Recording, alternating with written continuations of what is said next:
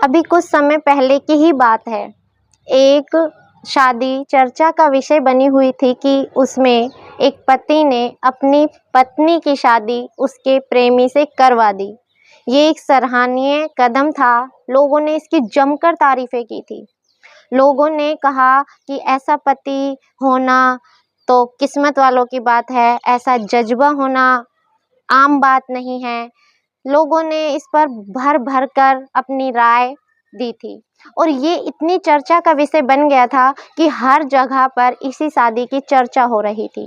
संत कबीर में एक ऐसी ही घटना जिसको अभी कुछ ही समय बीता है, 25 मार्च को ये शादी हुई थी, जिसमें एक पति ने अपनी पत्नी की शादी उसी के प्रेमी से करवा दी थी और लोगों ने उसके पति की बहुत सराहना की थी। लेकिन अचानक ऐसा क्या हुआ कि 4 दिन बाद, मात्र 4 दिन बाद ही उसकी पत्नी वापस से लौटकर उसके घर आ गई।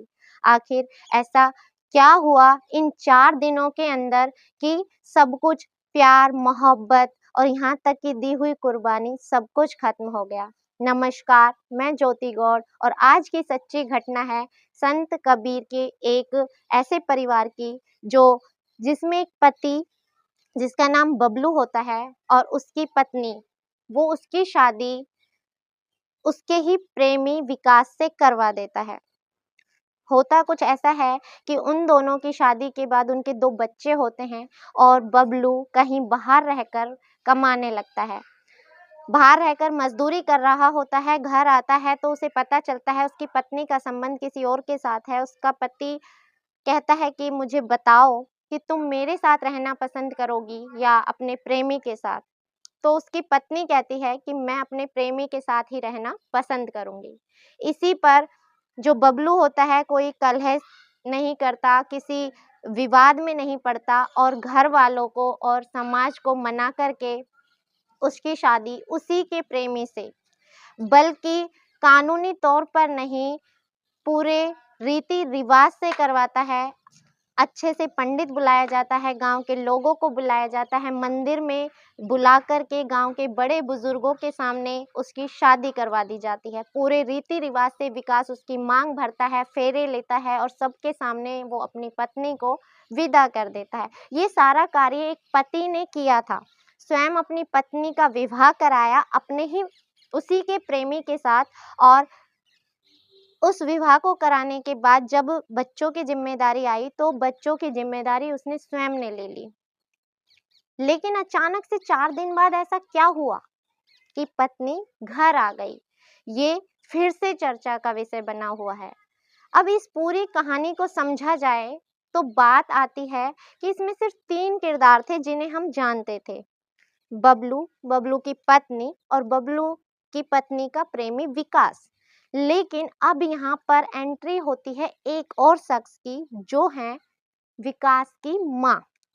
अब कहानी कुछ ऐसी होती है कि 4 दिन बीत जाते हैं। 4 दिन के बाद जो बबलू होता है वो विकास के घर जाता है, जाकर के उसकी माताजी से बातचीत करता है और रोने लगता है, कहता है कि मैंने बहुत बड़ी गलती कर दी। मैंने अपनी पत्नी का विवाह आपके बेटे से करा दिया। मेरे बच्चे अपनी माँ के बिना रह नहीं पा रहे हैं, ना ही मैं रह पा रहा हूँ। मैं इस चीज़ से बहुत टूट गया हूँ।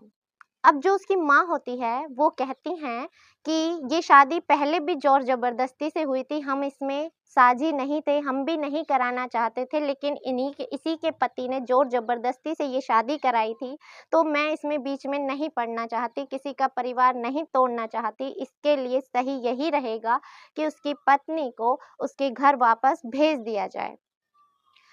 अब जब ये मामला फिर से सामने आता है कि 4 दिन की चाँदनी और फिर अंधेरी रात, या फिर आप ये भी कह सकते हैं कि लोगों का ये भी मानना है कि सुबह का बुद्धू अगर शाम को घर लौट आए तो उसे बुद्धू नहीं कहते, लेकिन ये मामला कुछ अजीबो-गरीब है। अब जब बबलू से पूछा जा रहा है कि क्या अब आप अपनी पत्नी को अपना पाएँगे?